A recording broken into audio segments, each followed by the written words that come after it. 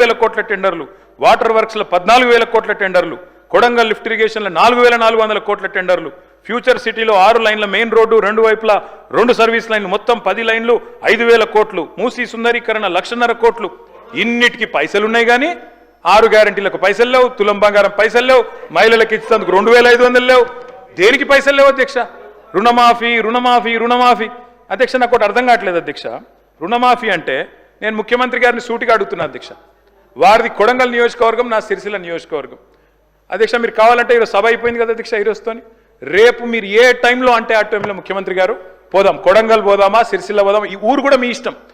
ఏ ఒక్క ఊళ్ళనన్నా 100% రుణమాఫీ అయింది అనే మాట చెబితే నేను శాశ్వతంగా రాజకీయాలు వదిలేసి వెళ్ళిపోతా. ఇది నా ఛాలెంజ్. స్వీకరిస్తారా? కొడంగల్లో కానీ కొండారెడ్డిపల్లి పోదాం అధ్యక్ష అంటే చెప్పడానికి కూడా కొంత ఉండాలి అధ్యక్ష.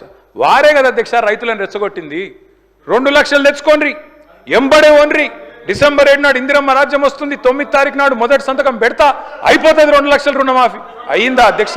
పోదామా ఏ ఊరికన్నా? అధ్యక్ష నేను అడుగుతున్నా అధ్యక్ష నేను అడుగుతా ఉన్నా. ఇంకోటి అన్నారు అధ్యక్ష, వారు దేవుని మీద ఒట్టు పెట్టినారు అధ్యక్ష. ఇప్పుడు దేవుని బాధపడే పరిస్థితి వచ్చింది, ఇది ఎక్కడ అని చెప్పి. అధ్యక్ష నేను అడుగుతున్నా, వారు అంటారు అధ్యక్ష రైతు బంధు రైతు భరోసా. నేను అడుగుతున్నా అధ్యక్ష, రైతు భరోసా ఏంది అధ్యక్ష మీరు చెప్పింది? 15,000. ఇదే ముఖ్యమంత్రి గారు ఆనాడు పిసిసి ప్రెసిడెంట్గా రైతు బంధుని ఆపిందే ఈయన. పోయి ఎలక్షన్ కమిషన్కి లెటర్ ఇచ్చిందే ఈయన. ఆ లెటర్ కాపీ ఇక్కడ ఉంది నా దగ్గర. ఇది లెటర్ కాపీ, రేవంత్ రెడ్డి గారు స్వయంగా ఇచ్చిన ఉత్తరం కాపీ ఎలక్షన్ కమిషన్కు. ఆపిందే మీరు. మళ్ళీ మీదికెళ్ళి మేము దాచుకున్నాం, మేము ఆపినామని చెప్తారు. నేను పంపుతా అధ్యక్ష ఇది మీకు.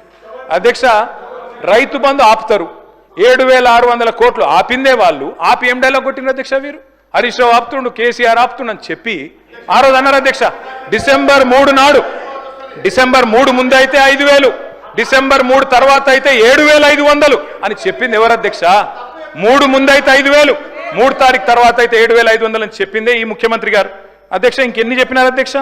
ఉచిత కరెంటు కాంగ్రెస్ అట, కరెంట్ అంటేనే కాంగ్రెస్ అట, కాంగ్రెస్ అంటేనే కరెంట్ అట.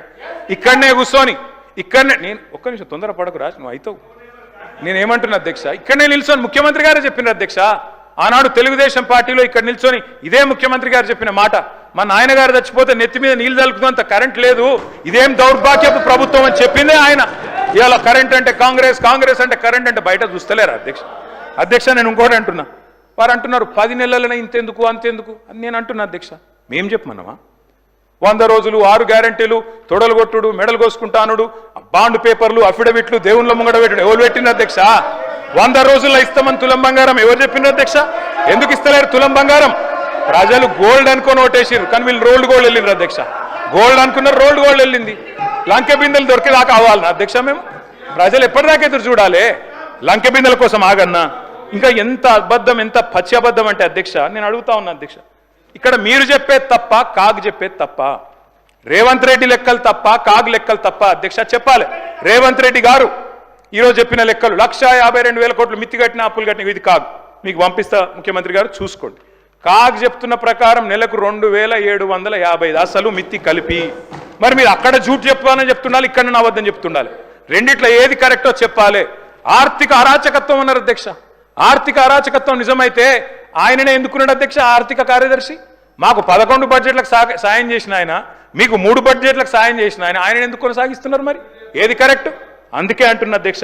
ఇంకోటి బోనస్, అది కూడా గొప్పగా చెప్పిన అధ్యక్ష. బోనస్ బోనస్ ఇగో అధ్యక్ష, ఇది కాంగ్రెస్ మేనిఫెస్టో. పేజ్ నెంబర్ చూసుకోండి, పేజ్ నెంబర్ 8. ఏం చెప్పిన అధ్యక్ష ఈ మేనిఫెస్టోలో? వరి ధాన్యం మద్దతు ధర 2183. దేనిది మద్దతు ధర? ఇది దొడ్డు వడ్లది. 2183 అంటే దొడ్డు వడ్లు. దొడ్డు వడ్లకు మీరేం చెప్పినారు? 500 కలిపి 2,683 ఇస్తామని చెప్పిండ్రు. ఇచ్చిండ్రా? మీరేం చెప్పినారు? మొక్కజొన్న 1,670 కలిపి 2,200 ఇస్తాం.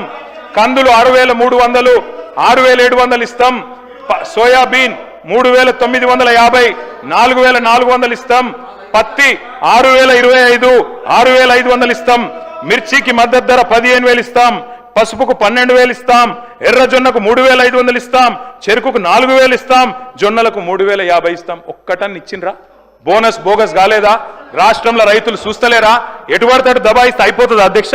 ఇంకా విచిత్రం, నాకు ఇంకా గమ్మత్ అనిపించింది ఆయన అధ్యక్ష. ఆయన ఏమైనా స్వాతంత్రోద్యమం చేసి జైలుకు పోయింది అధ్యక్ష? ఏం చేసిపోయింది అధ్యక్ష జైలుకి? ఆయన ఏదో పెద్ద సానుభూతి. మేము పోలేదా జైలుకి? వరంగల్ జైలుకి నేను కూడా పోయిన తెలంగాణ ఉద్యమంలో. ఎస్ ఉన్నాం, అక్కడ బరాబర్ ఉన్నాం. మీరెందుకు పోయినరంటే నేను అడుగుతున్నా ఈరోజు. ఎస్ మీ ఇంటికి ఇవ్వాలని జూబ్లీ హిల్స్ ప్యాలెస్ మీదకి ప్రైవేట్ డ్రోన్ పంపితే ఊకుంటావా? అక్కడ నీ బిడ్డనో నీ వైఫో ఉంటే వాళ్ళని ఇష్టం ఉన్నట్టు ఫోటోలు తీస్తే ఊకుంటావా? ఎవరి ఇళ్లలో పడతా వాళ్ళ ఇళ్ళ దొరబడతా, నా ఇష్టం ఉన్నట్టు చేస్తా, అరాచకం చేస్తా అంటే ఊకుంటారా అధ్యక్ష? ఇది పద్ధతేనా అధ్యక్ష? అంటే మీ కాడికి వచ్చేవరకే కుటుంబాలు, మీ కాడికి వరకు వచ్చేవరకే భార్య పిల్లలు, వేరే వాళ్ళకి లేరా అధ్యక్ష భార్య పిల్లలు? మీరు ఆనాడు ఇష్టం ఉన్నట్టు మాట్లాడినప్పుడు, లేని రంకులు అంటగట్టినప్పుడు, ఇష్టం ఉన్న సంబంధాలు మాట్లాడినప్పుడు ఆ రోజు లేవా నీతులు? చివరికి మా ఇంట్లో పిల్లల్ని కూడా తిట్టింది మీరు కాదా? ఆనాడు మా ఇంట్లో చిన్న చిన్న పిల్లల్ని పట్టుకొని, మైనర్ పిల్లల్ని పట్టుకొని బూతులు మాట్లాడింది మీరు కాదా?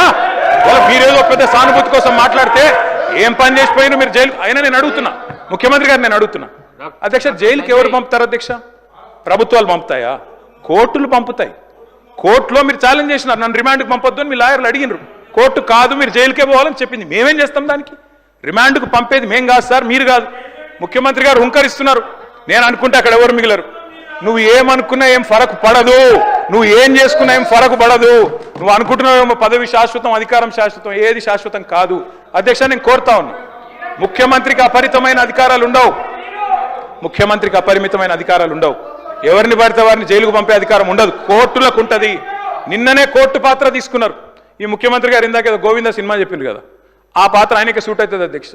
ఎందుకంటే అప్పుడే లాయర్ అయిపోతాడు ఆయన, అప్పుడే జడ్జి అయిపోతాడు, అప్పుడే మళ్ళీ స్పీకర్.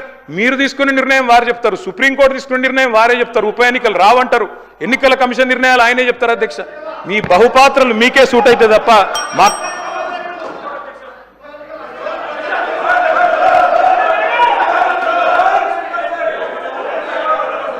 సార్.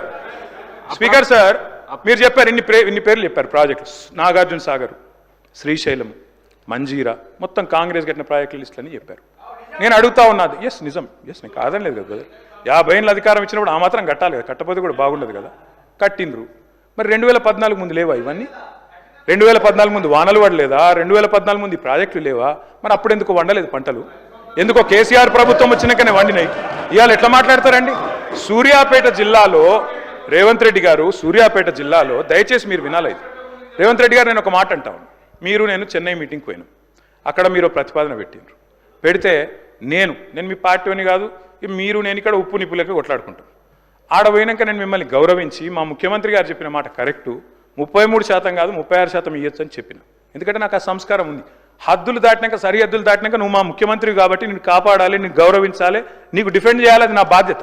కానీ ఇక్కడికి వచ్చిన తర్వాత కూడా మీరు ముఖ్యమంత్రి పదవిలో కూర్చున్న తర్వాత కూడా గంత ఫ్రస్ట్రేషను, గని రంకెలేస్తే కుదరదు. ప్రతిపక్షాల మీద మాటలతో డైలాగులు దాడి చేస్తా, పంచ్ డైలాగులతో దాడి చేస్తా కుదరదు. పరిపాలన అంటే పంచ్ డైలాగులు కాదు. పరిపాలన అంటే ఇప్పుడు మీరు చెప్పిన కష్టాలన్నీ ఉంటాయి. పరిపాలన అంటే ఇప్పుడు మేము 2014లో మేము కూడా ఆడికి వచ్చినాడు, ఇవన్నీ కష్టాలతోనే మేము కూడా స్టార్ట్ చేసినాం.